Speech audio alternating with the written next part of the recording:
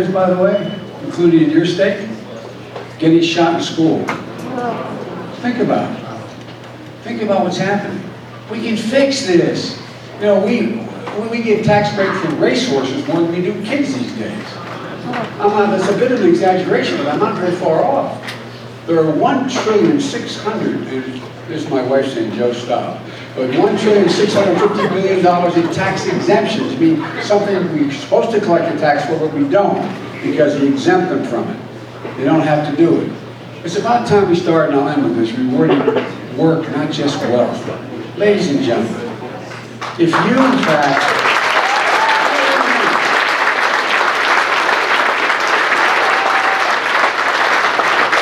I don't begrudge anybody making money. If you're making clipping coupons in New York City and you're an investment banker, you're doing well, fine. Just pay your fair share.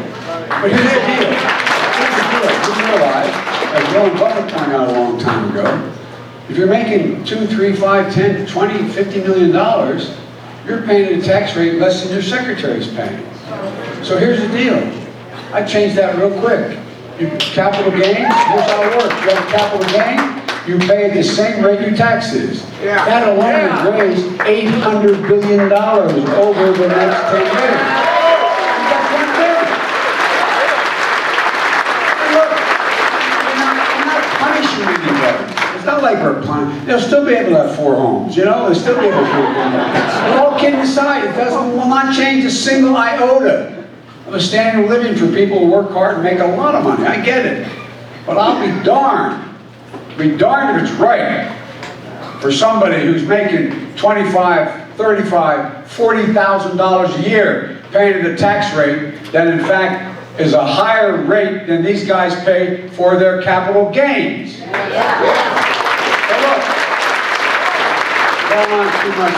Let me conclude and go to questions, because here's the deal. And we can do questions. I don't want to keep. By the way, I will not be offended when I stop if you all leave. I don't even have to stay. But I really appreciate you coming. Let me end my formal remarks, or informal formal remarks, on the following note. Folks, when I got elected to the United States Senate, I was 29 years old. And thank you, man. And I was 29 years old. I wasn't old enough to be sworn in as a U.S. Senator, for real. I had to wait 17 days to be constitutionally eligible. I'm the first United States Senator I ever knew, Lieutenant Governor. The first one I ever knew. You think I'm joking? I'm not. I mean, I didn't know anybody by their first name before that.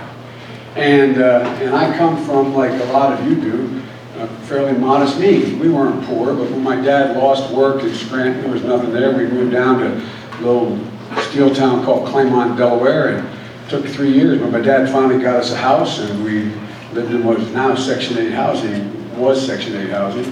There wasn't any Section 8 then. And my dad was able to get us a lovely home in a suburban neighborhood. It was 3 bedrooms, split little house, 4 kids, and a grandpa living with us. And so it wasn't like I came from money, but I came from principle. I came from moms and dads who believed that the only important thing was that you just go out there and do your best. The quote they'd always use was, Joey, when you get knocked, the measure of success is not when you get knocked down, how many times you get knocked down. It's how quickly you get up. Just get up. Get up. Folks,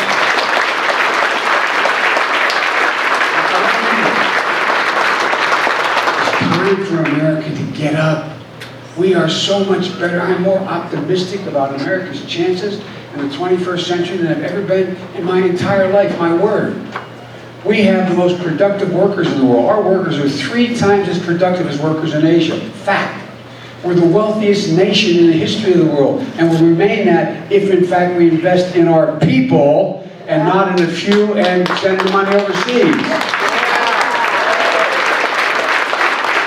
We're also in a position where I've met every major world leader, not a joke, not because I'm important, because of the nature of my job. I was chairman of the Foreign Relations Committee, so I had that responsibility internationally, and the reason why Barack picked me to be vice president was because of my background in international affairs and my ability to know how to work the United States Congress. They're the 2 reasons I got picked.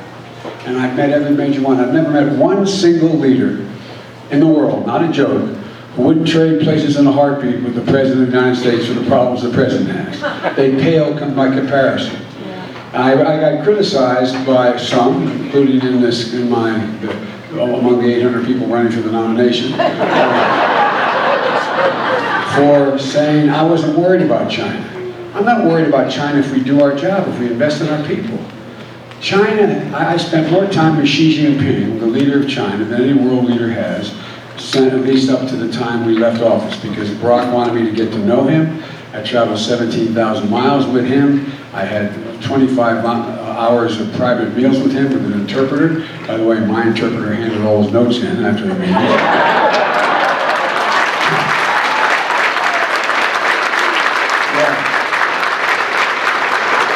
Kind of strange thing, huh? Yeah. Transparency's turned out to be a really rare deal. But anyway. But, you know, and he'd ask profound questions. He doesn't have a democratic, meaning small d, democratic bone in his body, but he's a smart guy. He'd ask me questions like, do you really control your military? Not a joke, because no president of the country has ever controlled the military in China. It was controlled by the party, not the president. What do governors do? Because governors have no authority to move on their own in China, and so on. And one night we were in a place called Chengdu, a town of almost 20 million people on the Tibetan Plateau, and I have an interpreter whispering in my ear and him in his. And he looks at me, he says, "Can you define America for me?" Gee, I can. One word, and I meant it. Possibilities. We always believed in America, anything is possible. Anything is possible.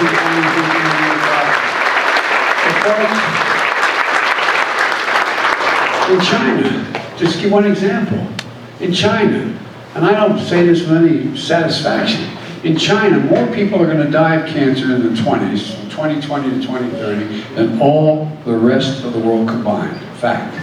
Any young colleges in here or docs, you can verify that, or you can Google it if you want to. The fact is, that's a fact. Number two, they don't have enough water. W-A-T-E-R, potable water, which Nevada has to be a little concerned about as well, I might add long term. But they're talking about spending hundreds of billions of dollars to try to change the direction of their rivers so they can get water. Whose estimate, you take between 35 and 42% of the land, the arable land in China is polluted with cadmium. They can't grow things. They have 1 million Uyghurs, Muslims, in concentration camps in the West. You see what's happening, going on in Hong Kong.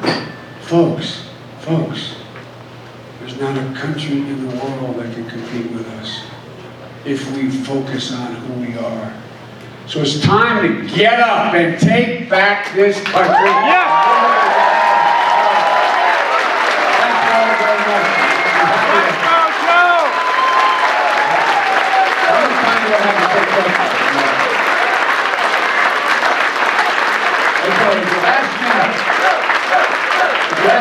Questions and give you quick answers. No, but by the way, you know, if they're essays, I'm going to give you shorter answers to get in about, they tell me, the commitment with the school here, we got about another 10 to 15 minutes. So, but let me begin. Sir, go ahead. Okay. You're smart, you're well-educated, experienced, you've got class, and you've got character, and none of your opponents for the Democratic nomination have all of those characters altogether.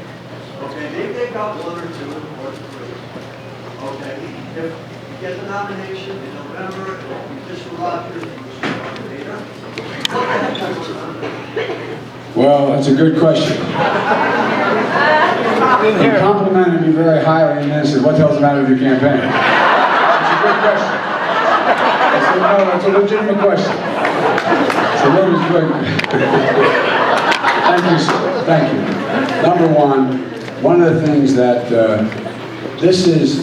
we knew the most difficult when they did all the crosstab stuff. One of the four most difficult states for me to win was going to be in Iowa, because they're good people. It's all white, it's all Midwestern, there's a lot of it farming, and it was going to be, but we did okay if you take a look at what happened there. I mean, it was kind of an unusual thing that I hope doesn't happen here. No, I mean in terms of the actual running of the caucus, how it worked out. But number two, look, my support in the Democratic Party, and all the data still shows it, we'll see, is that I am the candidate who has the broadest support from all sectors of the economy. For example, I have had historically overwhelming support from the African American community. I mean, 75% favorable rating type support. Because take a look, the only presidents who've ever beaten an incumbent president in this century are the Democrats, with Jimmy Carter and Bill Clinton and Barack Obama. They had overwhelming support from the African American community. So you can't win, in my view, without that happening. Secondly, and I'm heading to South Carolina from here. Secondly, we're in a situation where I've had overwhelming support from, at the same time, working class, high school educated whites. Because out of Pennsylvania, the reason I was picked to be on Barack's ticket was the data showed that how popular I was in Pennsylvania, Ohio, and the states we've lost, including Michigan, and so on. And so I have more support of that group than anybody does. Thirdly, I have significant support across the board, particularly including with the burgeoning Latino community in the United States of America. In my state of Delaware, for example, in the 2000 census, my state of Delaware had the highest increase in Latinos of any state in the nation. And we had a Spanish-speaking community in my state, whereas people that the president does not even understand are Americans, Puerto Ricans. And, no, he really didn't. It was bizarre. So, and I get significant support from minority communities, the Jewish community and other minority communities and Muslim communities. So I think that we're now just getting into the deal. We're now getting into the thick of it. For example, Bill Clinton lost 12 primaries before he won one and became the nominee for president. I'm not counting on waiting that long. But all kidding aside, I think that we're just getting there, and we've had less than 2% of the vote taken so far. And now we're here in Nevada, and it's going to be up to you to decide how many of us move on. And here in South Carolina.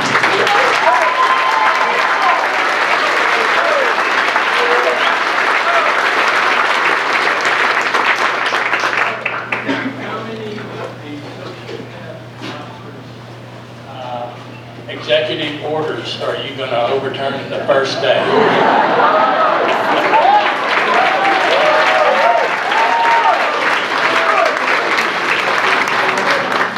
I taught constitutional law for 22 years, and I'm very supportive of the constitutional notion of separation of powers. So I have a lot of people who run and stand up saying, the first day I'm going to do this, and they're going to do things that they can't do because they constitutionally can't do them. But I can constitutionally eliminate every executive order you can take.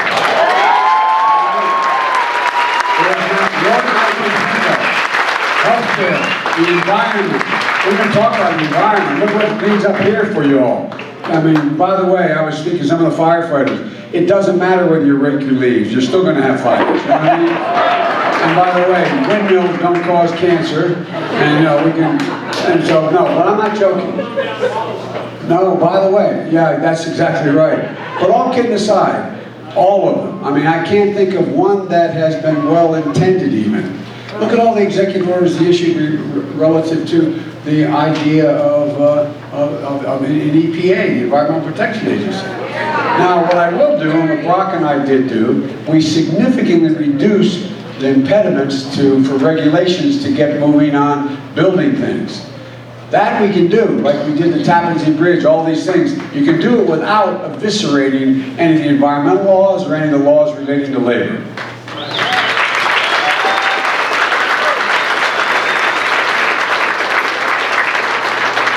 I was wondering, Vice President, what you plan to do to help the women children Put them in the cages.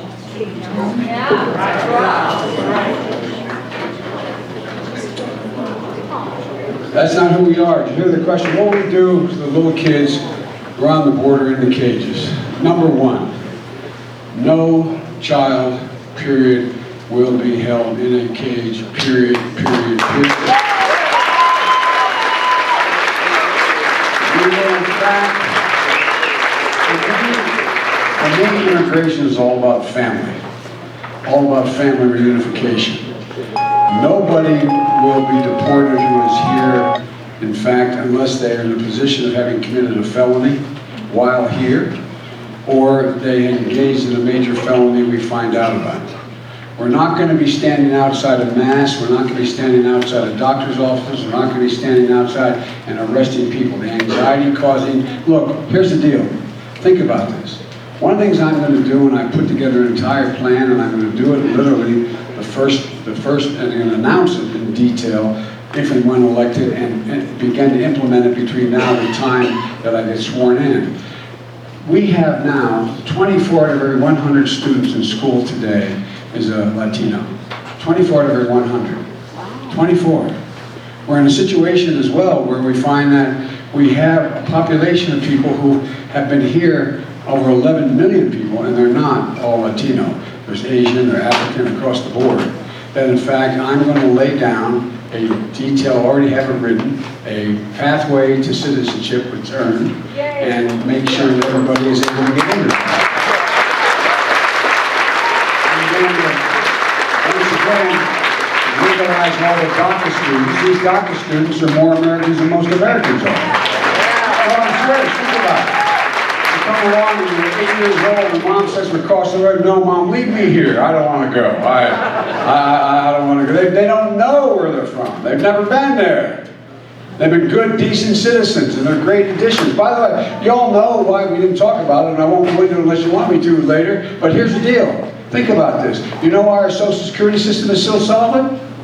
Because of immigration. They didn't cost us anything. They made sure they're paid for. You got it, Mom. And that's the reason why it's moving. Look, we should look at this like we have in the past. We always have had xenophobic people in this country, like Trump. And it lasts anywhere from 2 years to 10 to 12 years. But then we overcome it quickly. We overcome it and we open it up. My Irish ancestors, when they got on a coffin ship out in the Irish Sea in 1849 in the middle of a famine, they didn't know whether they were going to make it, they didn't know they were going to live, they didn't know what was going to happen, but they got it and did it. All of you, unless you're an African American and your ancestors took you were taken over here in the bottom of the ship in chains, every one of you came because you had some reason to have to come. And guess what? The idea of someone sitting down in Guadalajara or somewhere in South America or in the West, in Africa, and saying, got a great idea. Let's sell everything we have. Let's give it to a coyote, take it across the border, drop us in the desert by ourselves, a place that doesn't want us. Won't that be fun? Let's go. I'm serious. That's how we think about it, for God's sake. We have a right to protect our borders. Every country has and must. But the bad guys, the criminals, the drug dealers, the drugs, the terrorism is coming through the legitimate ports of entry. That's where they're coming through. And here's the deal. We are unwilling yet to spend the money, which is 1/20th what it costs for a wall, to put in the modern technology you're able to determine. For example, we have the ability, for lack of a better way of phrasing, I'll warn you, to have x-ray machines that sit on top of tractor trailers and can tell you everything that's inside that tractor trailer. Know where the people are hiding in there, whether there's arms hiding in there, whether there's contraband, drugs, or whatever. And using drones and a whole range, but we're not doing it. But because I don't think that's why he's doing what he's doing. He's doing what he's doing because he wants to scare people. He wants to turn the other into the enemy. He wants to say you're being invaded, they're going to rape your children, your daughters. That's what it's all about. You hear what he just did on the sanctuary cities? He's taken, but here's what he's done. He's taken what is essentially he's taken the military arm, the heavily armed folks, who are the squad, the teams you see getting out of the back of vehicles with the vests on and the guns and the rest. He's sending them into sanctuary cities. It's all about trying to scare you. How many times did you hear in the 2018 election that they're coming, and you see a picture of this caravan coming up, they're about to be invaded, they're going to take over, they're going to come in and they're going to do this, that, and the other thing. We've always had xenophobes like that and racists like this. There are people, we have a right to protect our border, we have a right to determine who comes through that border. But, to do what we're doing, and so the last thing I'll say, I'm going to surge. This is the first time in American history someone seeking asylum is not allowed to seek it on American soil.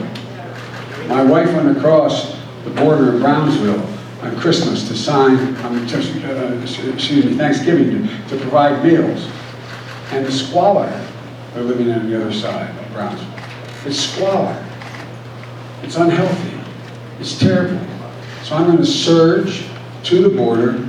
I'm going to double the number of immigration officers going, immigration judges, as well as those folks who are focusing on making the initial judgment of whether or not someone seeking asylum has a legitimate basis. If they don't, you put them back in a plane, you take them back to an area that's safe when in their country. And that's why I did one other thing, and I'll stop, I won't go into it, but I'm the guy, who can't get things done.